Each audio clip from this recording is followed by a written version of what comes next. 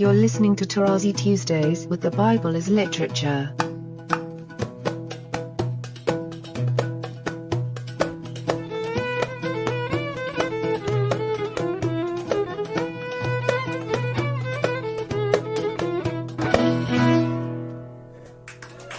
Hi, this is Father Mark Boulos. And this is Dr. Richard Benton. And you are listening to Tarazi Tuesdays with the Bible as Literature podcast. Good morning, gentlemen. Today we're going to talk about an interesting character in the Bible, an important figure, a conflicted and often destructive character, King David.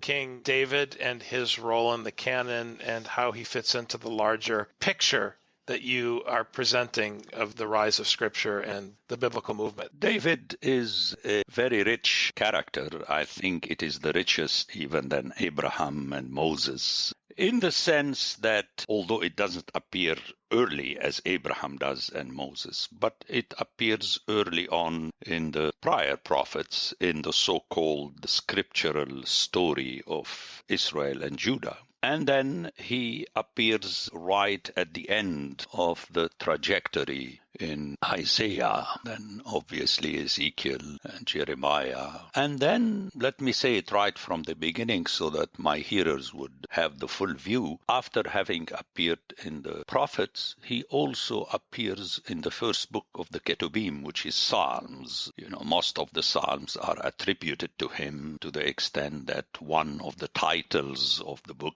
at least in the Septuagint, it is the Psalms of David, and everybody knows them like that. So, very important character. But what I would like to stress here is precisely the reversal in his appearance. He begins by being the right person, the correct person, the chosen person, the beloved. And this is what David means in Hebrew, the beloved. And then things turn bad, as we all know. He is the beginning of the end, much more than Saul. And the reason his turning is so bad is that he begins as a shepherd, and technically ro'et son. That expression is very interesting in the Bible. Shepherd of flock.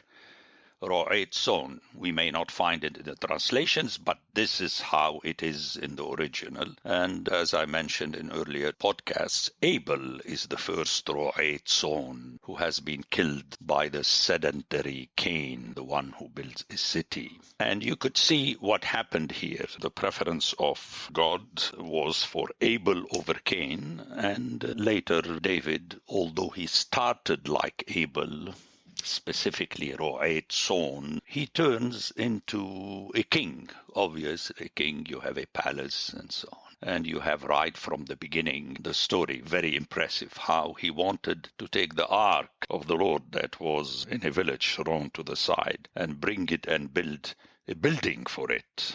And then he was criticized for that by God himself, who told him, don't you know that I never needed a building in the desert and I'm here? And we begin to see what's happening here. Obviously, he's salvaged to be picked up at the end, and God allows only his son Solomon to build. I mean, David, Solomon are, if you like, a couple. So that is the main point I would like to stress this morning. Now, before going further, I would like to point out how precisely Psalm 51 or 50 in the Septuagint speaks about the temple and the sacrifices, and yet nothing will be accepted unless the person repents of his misdeed. And the title of the psalm is very clear. It's when he killed Uriah and took his wife. It's right written in the scriptural text at the beginning of Psalm 51/50. So there is a reference to that action of his that only a king can do. Only a king can do whatever he wants with impunity, basically, or so the kings assume.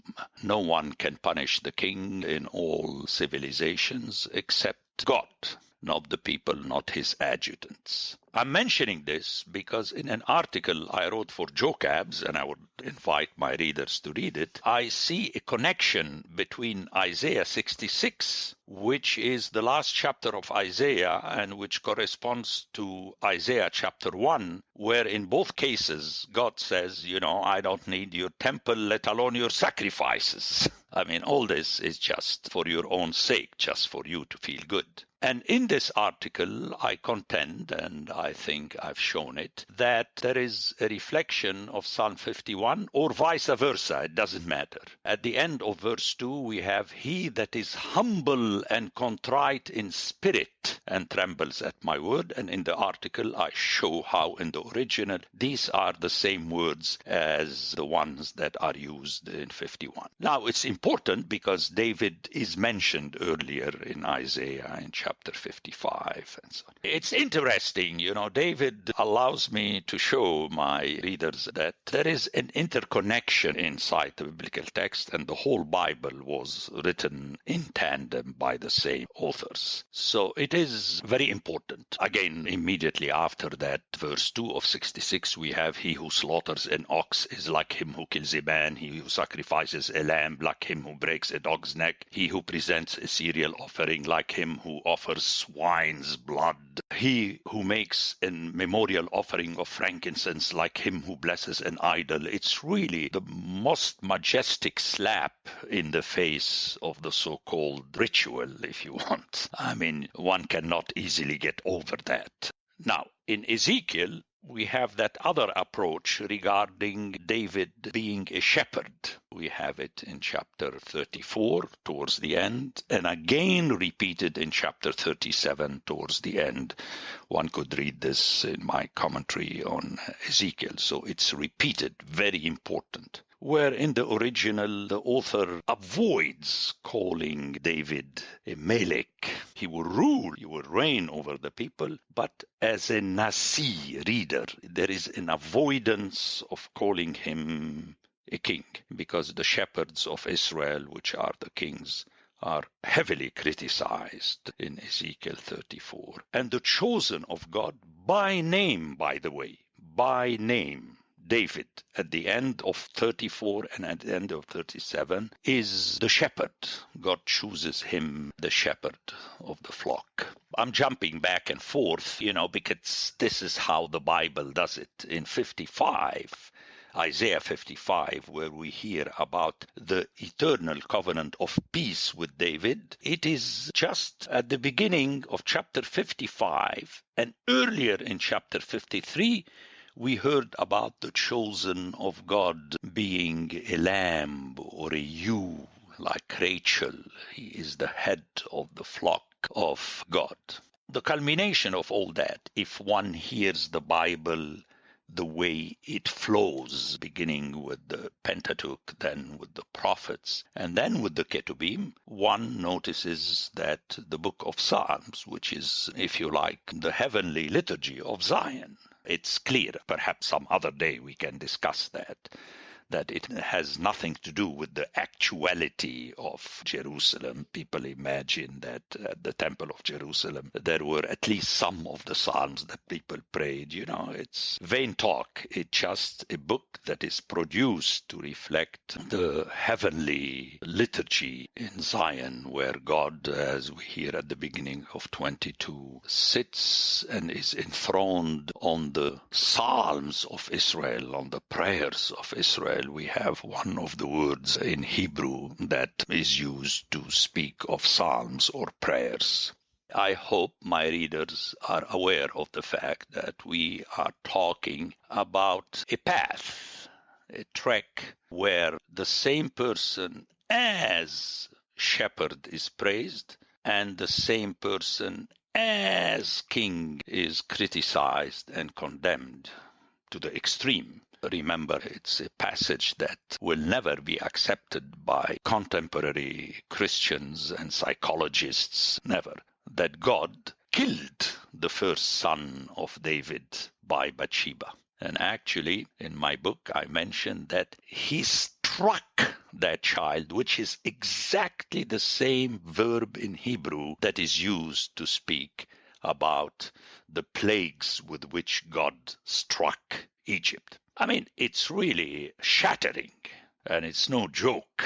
The child did not happen to die. I mean, obviously he died. But the text very clearly says that the first heir of David, if you like, was struck the way the firstborn of Egypt were struck, with the same verb, nagaf, in Hebrew. Let me go on an aside. It is not something unique in the Bible. Another striking example, which I mentioned in my book, In Conjunction with David, we have two examples. Peter is like Janus, if you like. He has two faces. It could be that Peter and the other facet that would be Simon. Another example, much more apropos, is the name Ananias in the Acts, that in both cases we have two Ananiases, if you like, but Ananias is Ananias. There was a man whose name was Ananias. In both cases, in the original, it sounds exactly the same. The first one was the bad guy who cheated. Remember, he kept some of the money he was supposed to offer, and he was killed at the order by Peter. Here again, that's extremely extreme, if I may say so. Extremely extreme. The other one is the channel through whom Paul was chosen and baptized. Now, the interesting thing, which parallels the case of David, is that the name David is positive. It is the beloved. But then David has to be de facto beloved. In other words, act as the beloved one. And as such, he had to remain shepherd. He didn't remain a shepherd. He had to come back to his being a shepherd. Ananias has the same connotation, meaning that the meaning of the name is positive. Ananias in Hebrew means the Lord is graceful, Lord has graced us, the grace of the Lord. So you see, the second one behaves accordingly. He is the channel of the grace of God upon Paul. The first one is the one who betrayed God's grace. He was offered to give his contribution and become part of the flock of God, and he misbehaved the way a proprietor would behave. The first Ananias assumed that ultimately the money is his. And that brings me back to David, because in Hebrew, and that is something I repeat ad nauseam, and people have to settle for that. It becomes tiring for me to remind the people, and then they forget that a king is not just a word. In the original, Melech means the proprietor. That is why in Scripture, God alone is king. But when you hear it in the Western Hemisphere, it sounds as though he's another Victoria or Elizabeth or... No. He is alone the proprietor.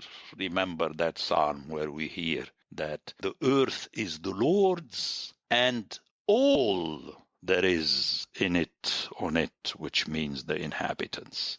He is the proprietor, and very early in the book of Joshua we hear that he is the Adon of all the earth, the master. So I'm jumping here, but it fits with David because David was the king, if you like. And yet the only king in Israel is God, and please hear it as proprietor, owner. That's why the Hebrews and Israelites that were saved were the slaves of God. You're going to become my slaves. There is this ownership, which is very hard for a Western ear stamped by the Greek freedom and democracy, and we decide and so on. How many times I repeated in my book that Scripture was conceived anti-Greek and anti-Alexander and anti-Plato and anti-Socrates. That's the whole thing. And it is time and again reflected in the Bible. So at the end, David will be the other shepherd of God's flock. And I would like to end with Ezekiel. The real shepherd is God, very clearly, in the sense that he is the shepherd as owner of the flock, whereas David is given the position to shepherd the flock of God. Let me jump to Acts. This is how Paul addresses the leaders of the church of Ephesus, which is his headquarters. You have to shepherd the church of God. Very interesting. But you're not the owner. Let me repeat that. Only God is the shepherd owner of the flock.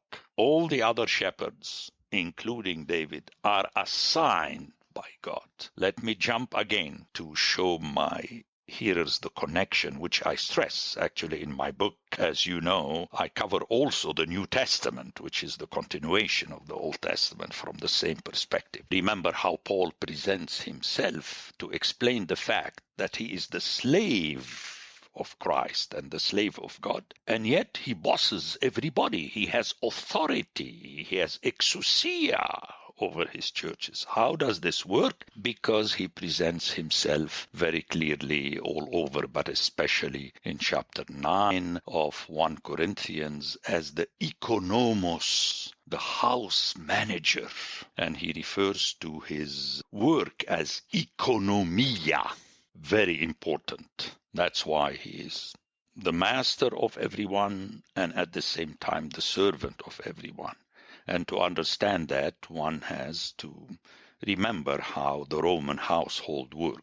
The pater familias was the only boss as owner. Now his economos is a slave. He would choose one of his slaves to be economos. It's not that the economos is something else, free, equal to the master. No way. But he assigns him in this position. And we know this is not something strange for a Roman ear, because every child ultimately is adopted by his father. By choice, the father has to put the child on his knee, which is genu, and the child only at that moment becomes genuine. You know, DNA and CSI would not work in the Roman Empire. Even if the Romans were aware of it, it wouldn't work, because that is not the law. The law is always the choice of adoption, and this is what Paul stresses in Galatians chapter 4. So I hope my readers are realizing that I was not jumping all over the place. It's the basic fabric of Scripture. As I said so many times, the Scripture is written in an anti-kingly mood, anti-power mood, anti-propriety mood. And unless one submits to that, one is bound to misunderstand Scripture, and you could see it in so many so-called scholarly books written by scholars. One has to submit. One cannot be the boss of Scripture. Scripture is not your book. I hear people all the time saying it's our book. It's not your book. It is the Logia to Theou, the oracles of God. They are His, not yours. And that is very important. Let me finish by saying that all that was written and kept in the temple and the palace of Jerusalem was either destroyed or burned by the invaders, the Babylonians. The Bible makes fun every time it tells you that king after king was disobedient to God. That's the main point the author wants to say. 33 times. And if you're interested to know more about this king, check the annals of the kings of Judah and of Israel. But that's a low blow, because they are not to be found anymore. And that's the fallacy of archaeology and historicizing and so on. It's a projection of our mind because we like it that way. There is nothing except Scripture. Meaning, if you have to refer to an event, even if that event is historical, quote unquote, you don't know how it was originally. All you know is the rendering of Scripture, and the rendering of Scripture is always bad news. It's never good news. People are disobedient. So let me wrap up. You can cover the entire Bible, as I tried to do in this presentation, if you zero in on David, on the condition that you would hear the texts about David in the Bible in the sequence in which they appear in the Bible. Then, slowly on, you realize what's happening. David is restored to the time when he was just a ro'eh tzon, because this is how God like his leaders. Remember Moses, the first time you meet him, he was a ro'eh tzon. That expression is very important, and I would like to say it again for my hearers, not just shepherd. Like some translations would tell you that Abel was a shepherd. Well, shepherd is just ro'eh. You don't need ro'eh tzon. So when the text says specifically ro'eh tzon, it is intentional. Shepherd of flock.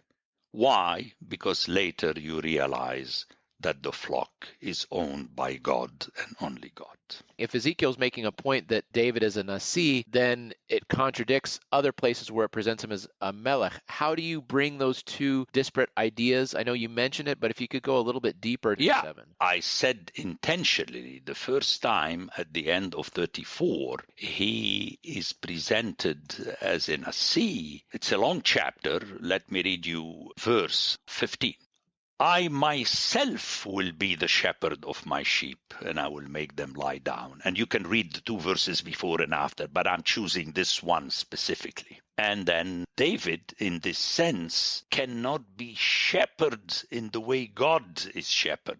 He is an assignee. And to belittle him, he is mentioned as Nasi. Now, there is a big debate, since you opened the topic. He is also referred to as king. You see, the author does not shy from that. But then there is a play on this matter. Scholars debate whether it is a noun, melech, or it's a verb, he reigns.